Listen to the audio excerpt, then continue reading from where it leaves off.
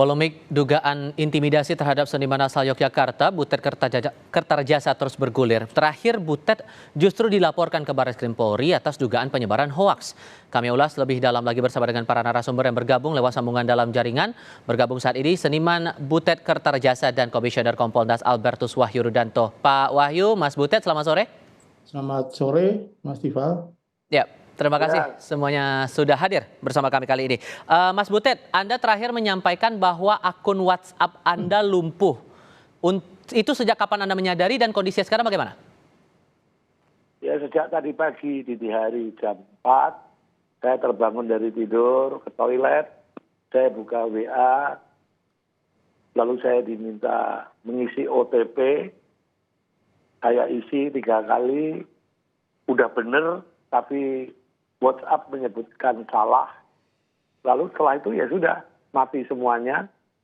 Saya nggak bisa mengakses WA, handphone saya tidak bisa digunakan untuk komunikasi. Telepon biasa pun tidak bisa? Apa? Telepon biasa untuk komunikasi telepon atau SMS biasa begitu juga tidak bisa dilakukan untuk saat ini? Oh, saat ini sudah bisa yang untuk telepon. Orang menelpon saya sudah mulai bisa dan saya juga bisa menggunakan. Tapi untuk WhatsApp belum. Oke. Hal lainnya juga yang mau saya tanyakan ke Anda adalah buntut dari pernyataan Anda waktu itu, akhirnya Anda dilaporkan oleh komunitas advokat lintas Nusantara ke Bareskrim dengan dugaan penyebaran hoaks. Gimana Anda meresponnya, Mas Butet? Ya nggak apa-apa.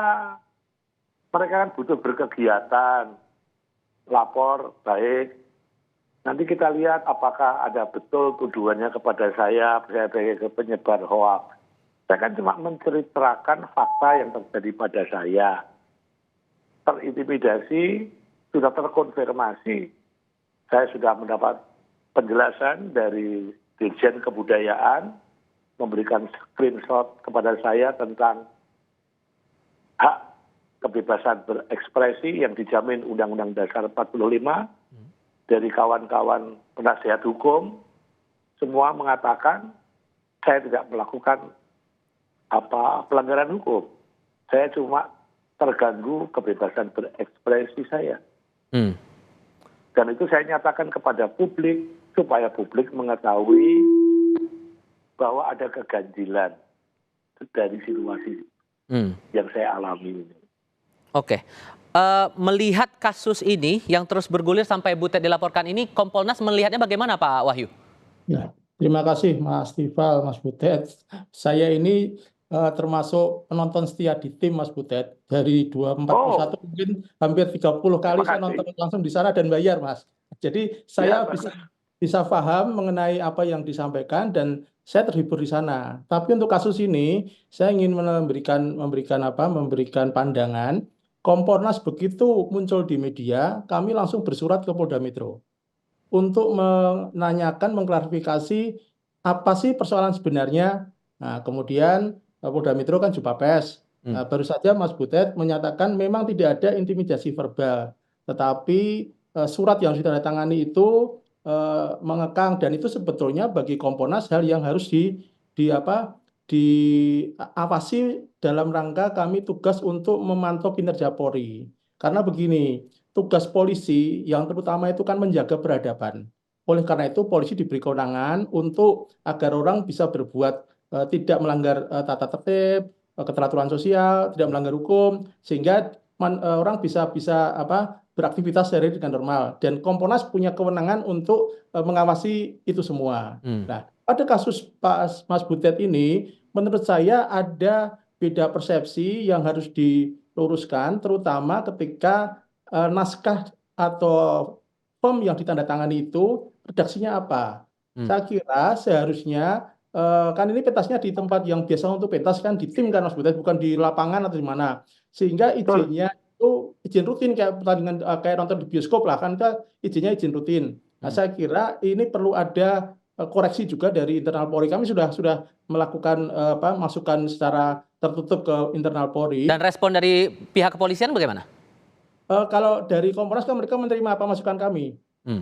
Mereka menerima kami dan mengajak kita untuk diskusi. Artinya dalam waktu 1-2 hari ini mereka akan mengajak Kompolnas untuk melakukan diskusi bagaimana jalan keluarnya sebaiknya sehingga tidak membuat gaduh karena tujuannya baik tetapi mungkin di level bawah ini terlalu over atau mungkin Overreaktif terlalu begitu?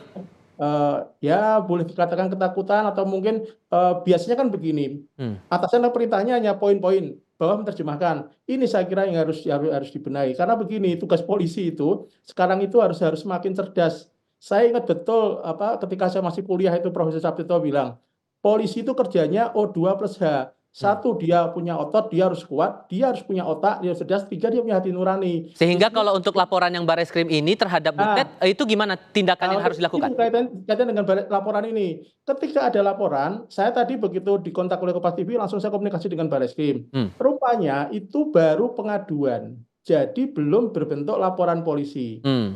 Nah, ada syarat-syarat yang masih harus dipenuhi. Sehingga bagi polisi pun tidak bisa langsung bertindak, harus dilengkapi dulu prosedur formalnya. Setelah prosedur formal tentu akan dilihat, diteliti, dicek apakah ada unsur pidana. Nah, Hmm.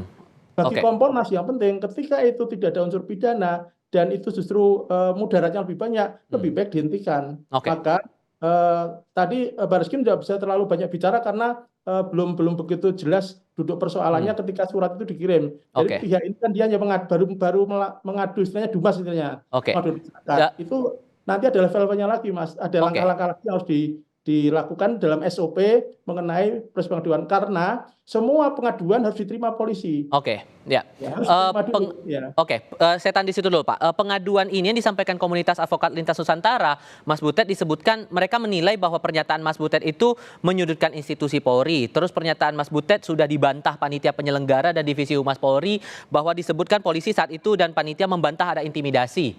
Itu gimana Anda menanggapinya? Itulah yang harus diteliti. Ke Mas Butet dulu, Pak Wahyu, mohon maaf. Mas Butet? Oh iya, silakan. Apa? Menanggapinya bahwa polisi dan panitia membantah ada intimidasi. Ya nggak apa-apa. Yang menyatakan tidak ada intimidasi itu kan Mbak Indah, staf kami yang bukan pemain, bukan pekerja di bidang kreatif. Memang dia tugasnya untuk urusan administrasi, mengantar surat, dan seterusnya. Nah kalau ada pernyataan berkomitmen tidak bicara politik itu kan yang merasakan. Itu kan pemain. Loh ini kok seperti ini. Ya, kalau orang admin kan tidak merasakan adanya dugaan intimidasi. Itu masalahnya. Nah kalau mau jumpa pers, mengundang siapa ya yang menyatakan adanya dugaan intimidasi, semestinya kan yang diundang yang menyatakan. Saya, Agus Nur, itu kami yang menyatakan. Yang sekarang disuruh ngomong kawan dari admin yang tidak merasakan adanya tekanan yang intimidatif itu. Ya, tapi kalau sampai sorry saya potong di situ Mas Butet, tapi kalau kemudian dilaporkan oleh atau diadukan oleh kelompok tertentu dengan alasan menyebar hoaks, disebut bahwa sampai akhirnya pada akhir pementasan juga tidak ada masalah apa-apa, itu cukup beralasan tidak pengaduan itu menurut Anda? Ya tidak apa-apa, namanya juga mengadu. Kan nanti kan diuji apa betul apa yang saya alami itu ada kandungan unsur kriminalnya atau tidak. Kan saya juga siap bertanggung jawab untuk seluruh pernyataan-pernyataan saya. Dan setelah Anda menyampaikan pernyataan itu sampai detik ini masih mengalami intimidasi juga atau dalam bentuk lain selain WhatsApp yang lumpuh itu? Ya saya nggak tahu. Nyatanya hari ini WhatsApp saya hilang. Apakah itu ada kaitannya atau tidak? Saya juga tidak tahu. Oke, dari Kompolnas melihatnya bagaimana kemudian? Apakah bisa lewat mediasi saja perkara ini atau dalam bentuk yang lain, Pak Wahyu? Ya tentu kalau saya melihat ya, ini kan ada cara pandang yang berbeda. Tentu langkah pertama mediasi. Kalau kemudian dari pihak pelapor tidak terima, polisi kan juga harus menemukan bukti-buktinya. Kalau tidak ada bukti-bukti yang menyatakan itu pelanggaran hukum, polisi kan nggak bisa bertindak juga.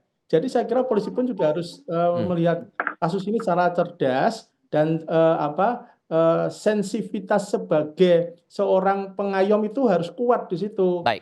Sensitivitas itulah yang nanti menjadi ukuran bahwa memang polisi ini melindungi dan mengayomi. Maka Kompolnas ini ngawal terus. Ini kasus ini karena apa? Baik. Ini menjadi perhatian publik. Jadi kami Oke. kawal terus. Ya. Oke. Saya ingin menambahkan jadi soal tadi WA tadi.